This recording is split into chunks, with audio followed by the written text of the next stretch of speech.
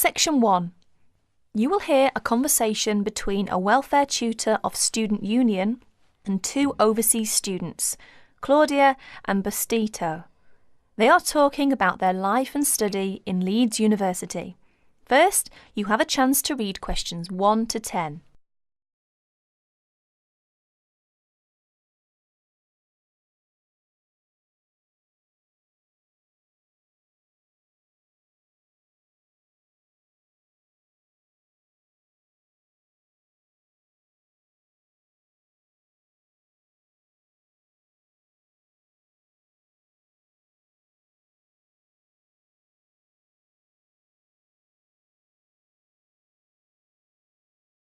Now listen carefully and answer questions 1 to 10. Excuse me, is this Welfare Office of Student Union? We've wandered outside for a long time. Yes, this is the Welfare Office. We're students from Architecture faculty. Our Professor Thompson asked us to come. Ah, yes. You must be Claudia and Bautisto. How are you? Your professor has mentioned your names through the telephone. Fine, thank you. As a welfare tutor, my job is interviewing overseas students and help. Therefore, your arrival doesn't mean you will tackle the problems alone.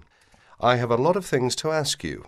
I want to know how you feel about life in Leeds University. Who will be first? Oh, Claudia, please. OK. This is the first semester, isn't it? Could you please tell us what is your first impression about the Leeds University? Well, when I first came to this university, I was struck by how quiet it is here in the evening. The shops close so early. In the States, you can always buy what you want in the evening, but here, shops close before 5:30. Yes, Leeds is supposed to be a quiet place. Where did you live when you first came here? I went to the student hostel. It has a big lounge, recreation room, and most important, I don't have to cook for myself. How is the food there? Do you like English food? It is too bland, but healthy. You can't complain too much when you study abroad. Yes, right. Oh dear. How were the local students? To be frank, it is difficult for me to make many friends with British students. They're rather reserved and cold, not friendly. They seem to keep themselves. Oh, it is a pity. Well, how about the academic courses in the architecture faculty? Well, I'm doing my master's degree in this department. All right. How are you finding your courses? I really love my work. I did pretty well. I've enjoyed the courses, but the lecturers are very busy, and you hardly have contact with them. Well, that doesn't sound good. What is your suggestion to improve your course? Well, in my opinion, I think it is advisable to have regular meetings with lecturers. For example, once a week or a fortnight. Regular meetings. That sounds great. Thank you, Claudia. We will come back to you in a minute, and then we will ask Batisto. Batisto, are you from the Philippines? Manila, to be exact. And how did you feel about the Leeds University when you first came here? Interesting. It is an interesting place. The city is beautiful. Everywhere is green and lush. It is very cool in summer. I like summer here, but the winter is awful. The drizzle is terrible. Everywhere is cold and wet. How about your accommodation? Do you like it? Well, at first I lived with a family. They are friendly. They have twins. They are of the same age as me, and we all like soccer very much. However, it is noisy and difficult to study. Oh, I see.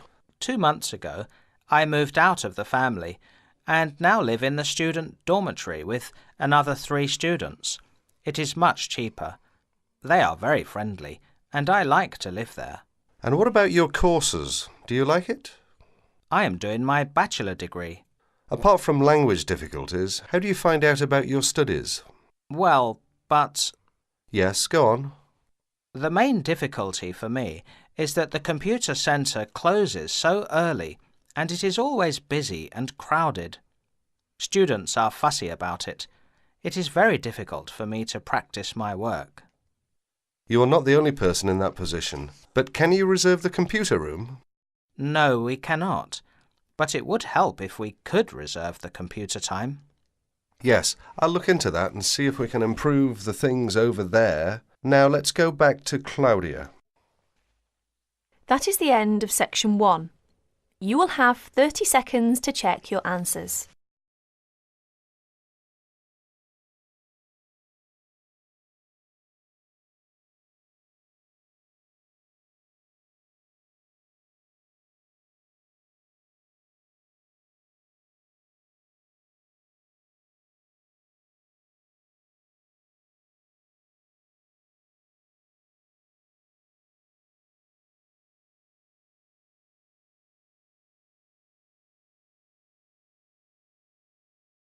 Section 2.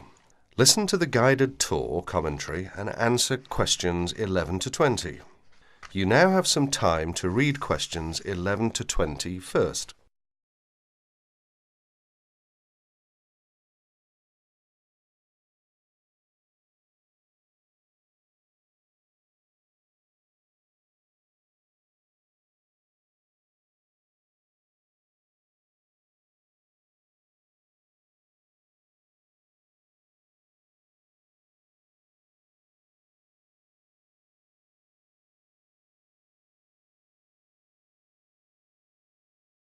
Welcome to the library tour.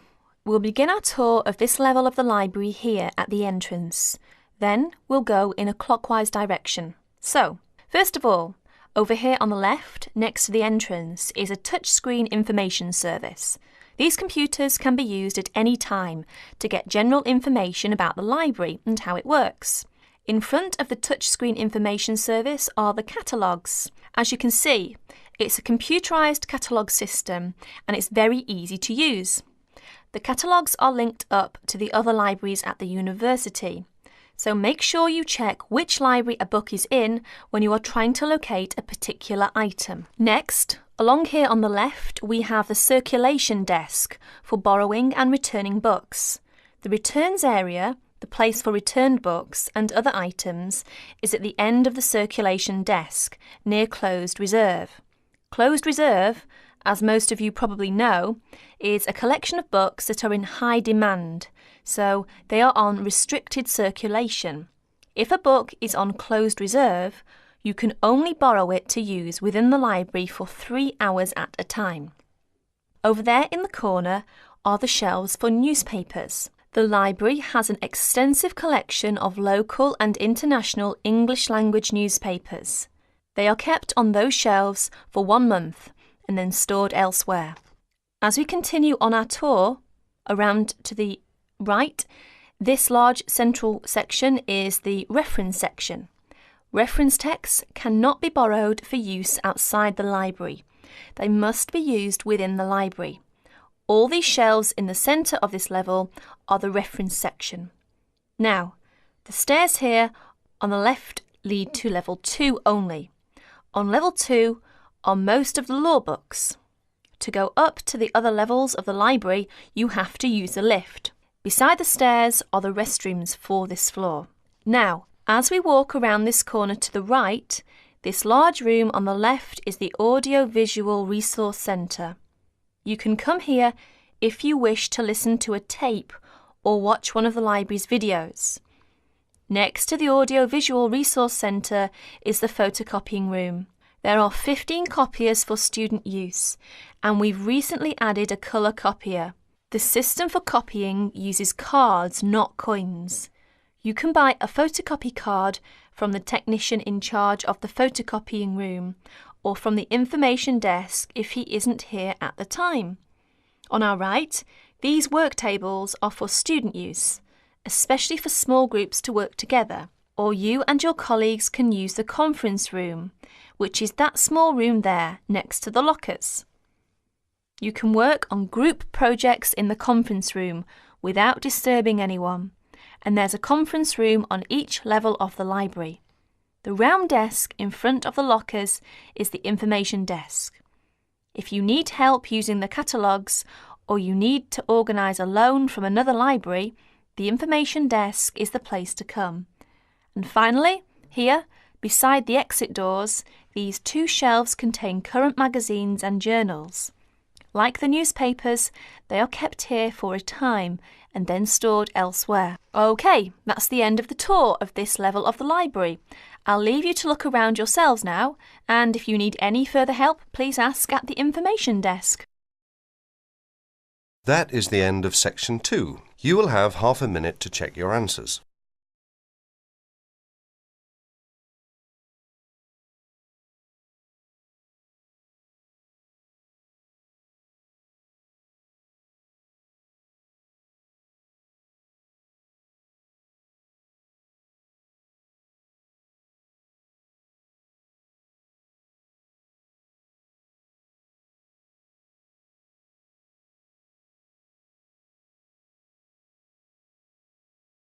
Section 3. Mr. Jackson, who feels that he is physically unfit, is consulting with his doctor about his health condition. Before you listen to their conversation, you have a chance to read questions 21 to 24.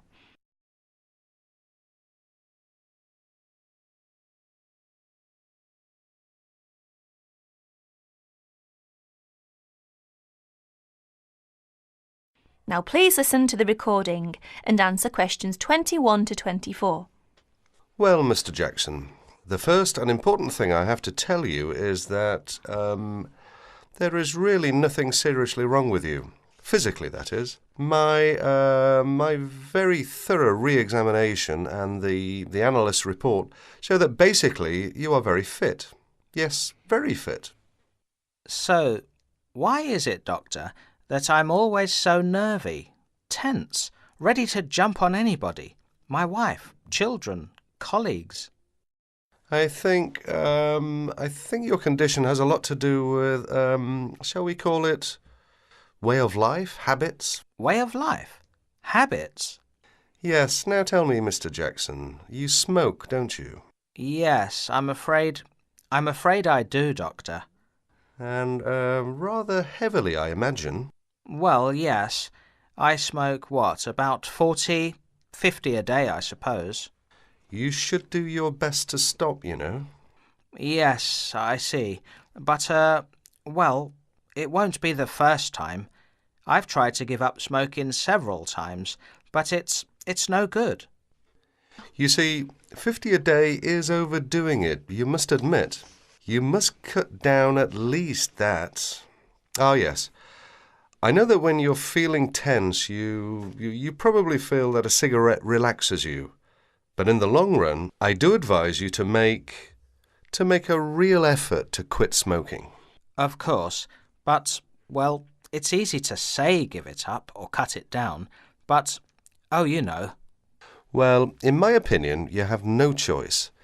Either you make a real effort or there's no real chance of your feeling better. You see, well, obviously I could prescribe some kind of tranquilizer, but would that help? I'd prefer, and I'm quite sure you'll agree, I'd prefer to see you really back to normal, not just seemingly so. And that's my reason for asking you several more questions about your other habits. Right. Now you have a chance to read questions 25 to 30.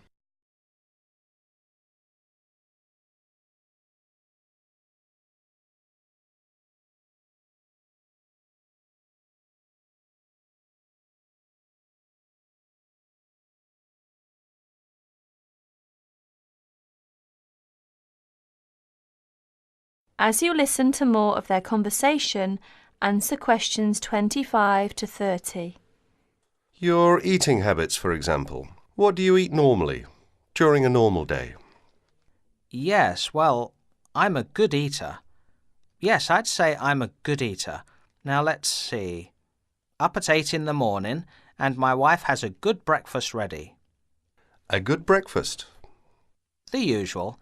A cereal followed by bacon and eggs with fried bread and perhaps a tomato or two. Then toast and marmalade, all washed down with a couple of cups of tea. Yes, I really enjoy my breakfast. Yes, I can see you do, but I'd advise you to eat rather less. We'll come to that later. Go on. Then lunch. No, first brunch. A cup of coffee and a bun at 11. Lunch has to be quick, because there's so much to do in the office about that time. so I have a pint and a sandwich in the pub. All very hurried. Try to be in less of a hurry. But I make up for it in the evening. I get home at about 7.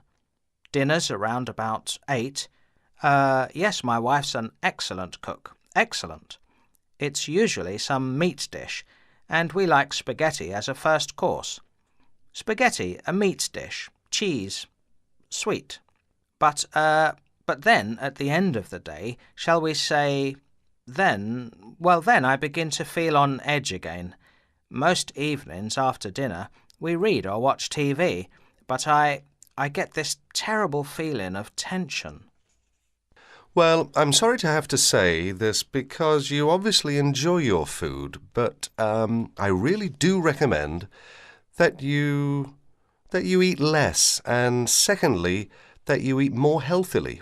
Instead of having that enormous breakfast, for example, try to be content with fruit juice and some cereal. I see, but 11 says right. Well, that's all right, but lunch should be more leisurely. Remember, your health is at stake, not your job. As for dinner, I'd advise you to eat a soup, perhaps, with a salad. A salad followed by some fruit. But my wife's cooking is superb, granted, and she probably enjoys preparing delicious meals for you. If you like, I'll have a word with your wife. No, that won't be necessary. Thanks just the same, Doctor, but no. That is the end of section 3. You now have 30 seconds to check your answers.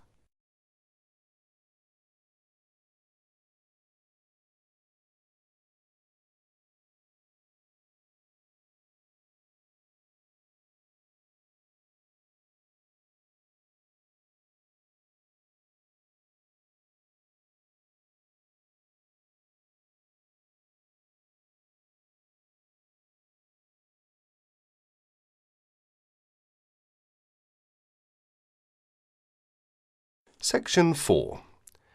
You are going to listen to a student, Liz, giving a seminar presentation on advertising.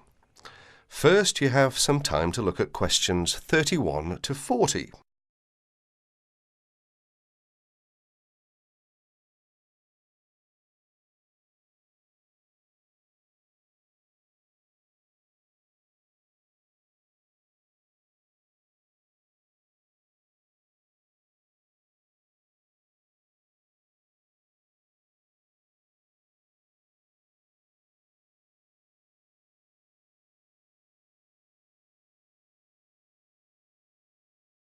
Listen to the talk and answer questions 31 to 40. Today, Liz is going to give her presentation. Liz? For my presentation, I looked at the different forms of advertising, especially at how women are portrayed by the media. So, Liz, tell us what different forms of advertising you looked at. As you can see from the outline on the screen, I looked at a wide variety of different medias, including billboards, television ads, newspapers and, of course, the internet. Oh yes, I almost forgot. I also looked at films. And what was your main finding? Well, I've brought some samples in to show everyone, which I hope will make it a little clearer. But first of all, I'd like to take a look at this first advert, which is from, believe it or not, a popular women's magazine. Now, even though this is a women's magazine, as you can see, women are portrayed in what we might call a submissive role. That is to say, that they are always the ones doing the housework, going shopping, or caring for the baby. In fact, you may notice that most adverts concerned with household products, such as cleaning materials, as well as food and baby items, are generally directed at women. Another thing you may notice about the women is that they are nearly always very slim and beautiful, even middle-aged women. None of them are ever shown to be poorly dressed or to be overweight. So, Liz, how are men normally portrayed in these adverts? Well, if you take a look at the next picture, which is in fact from the same magazine, you will notice that men are seen to be strong, powerful and in charge. They give the image of being in charge, being the ones who make the decisions. And generally, they are dressed either in sports clothes, showing their prowess or fitness, or a business suit, which serves to depict their social status. You mentioned that you also looked at films. Do these same images apply to the movie industry? Yes, they do indeed, and again, I have some images to show you. This time, however, I've arranged the pictures so that you can see clearly the different roles that men and women play in the films. Notice first of all that it is the man who is in charge. He's the one driving a big, luxurious car and constantly contacting the office on his mobile phone. Now, if we look over here to the women, we see she is subservient to the man. She's his secretary, in fact. And if we take a look at her office, we see it's shared by other women and open to the public. In contrast, her boss's office, who is the man of course, has a very large, spacious office all to himself. And if the woman wants to enter, she first has to get his permission. That is to say, she has to first of all knock at the door and wait until he invites her to enter. However, if the man wants to talk to the woman, he simply picks up the phone and requests her attention. Are there any images where women are not shown to be of a lower social status to men? No, there aren't. Well, very few in fact. There are, of course, times when the woman, for example, is playing the part of a scientist with a man as her assistant. Yet even here, she is not in a position to make decisions. Decisions, in fact, are still made by her boss, who, of course, is a man. In other less extreme conditions, such as we can see here, the woman is playing the role of a housewife and mother, while her husband goes out to work to earn the money. In other words, the man is seen to have more control over the situation than the woman, who has to rely upon her husband for her livelihood. So, how far do you think this reflects real life? That's hard to say because generally women do tend to do more housework and cooking than men. It is generally accepted that women are better able to care for children, but the problem is that we are told through the media that women are not as capable or as strong as men, that women are not as able as men to make important decisions. This, of course, is totally untrue. Many women are at least as capable as men at making decisions. More so in some cases. Are women ever seen in the media to be superior to men? Very rarely, in fact, and when they are seen to be better or faster or stronger than men, they are also seen to be a freak. You know, someone with superhuman powers. In other words, they are not seen to be an ordinary person like you or me. Why do you think that is? It's probably because if people know it's too ridiculous to be true, then they are not going to believe it. This way, it won't harm men's image. So, what's the internet like? In fact, I think the internet is probably the worst of all the media. I don't know why exactly, but I think it's probably because there is little or no control over the internet. Instead, the internet is seen as a type of no man's land, if you like. That is to say, it's not actually owned by one person or one company. Therefore, people are free to put whatever information on the internet they want. So, would you say that information on the internet should be censored? I think there should be some control over the internet because some of the images are dangerous. Dangerous? Yes, indeed. For adults, I guess it's not such a big problem because mature people are able to decide for themselves what to believe and what not to believe. But children are a different matter. They accept information that is presented to them without questioning that information or considering the consequences of believing it. In other words, children believe what they see or what they are told. And how do other people feel about information on the internet? Actually, I carried out a survey to find out other people's opinions. As you can see from this chart, the majority of people over the age of 28 were in favour of restricting the information. It was only people under the age of 20 who really thought that information shouldn't be censored. In fact, only about 8% said that information on the internet should be restricted in some way.